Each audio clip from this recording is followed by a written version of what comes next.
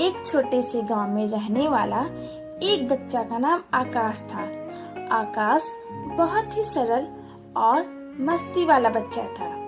उसके गांव में वह अपना माता पिता के साथ ही रहता था और उनके साथ उसे समय बिताना बहुत अच्छा लगता था। एक दिन आकाश के माता पिता ने उसे एक बड़े स्कूल में भेजने का निर्णय किया। आकाश के दिल में स्कूल जाने का ख्वाब था, लेकिन वह बड़ा स्कूल से डरता था। उसके माता पिता ने उसे समझाया कि वह अब बड़ा हो रहा है, स्कूल जाना उसके लिए अच्छा होगा। आकाश को डर था, लेकिन उसने अपने माता पिता के भरोसे में आकर स्कूल जाने का निर्णय किया। आकाश का स्कूल का पहला दिन था। उसे डर लग रहा था, लेकिन जैसे ही उसने अपने दोस्तों को देखा, उसका डर दूर हो गया। आकाश ने अपने दोस्तों से बातें करना शुरू किया और उसे अच्छा लगने लगा। धीरे धीरे आकाश का डर का बोझ कम होने लगा और उसकी पढ़ाई में भी सुधार आया। उसके अध्यापक आकाश के प्रति बहुत समझदार थे और उन्होंने हमेशा उसे आकाश ने अपने पढ़ाई में मेहनत की और अधिक से अधिक ज्ञान अर्जित किया। एक दिन आकाश के अध्यापक ने उसे एक कहानी सुनाई। वह कहानी एक जंगल की थी, जहाँ एक चुटकुला मक्खी और एक समझदार चींटी के बीच दोस्ताना था।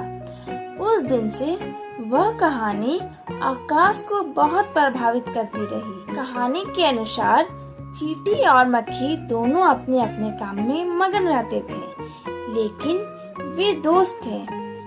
एक दिन मक्खी ने चींटी से कहा, मेरे पास इतने पैर हैं और इतनी तेजी से उड़ सकता हूँ, लेकिन तुम्हारे पास इतने सारे पैर क्यों हैं? तुम तो उड़ भी नहीं सकती।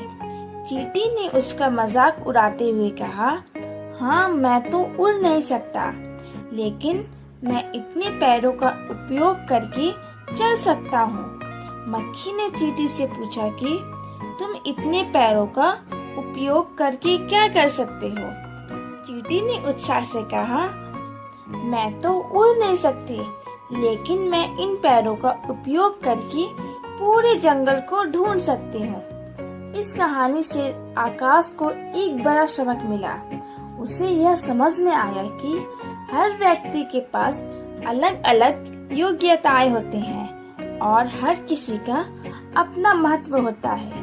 हमें दूसरों को उनकी क्षमताओं के आधार पर नहीं, जज्बाती तौर पर ध्यान देना चाहिए।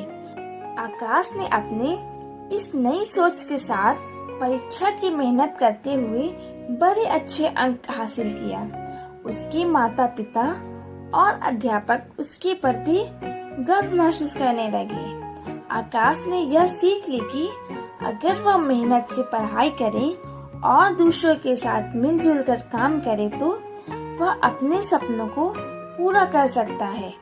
उसे यह भी एहसास हुआ कि सफलता के लिए डर और निगेटिव सोच को पार करना जरूरी होता है।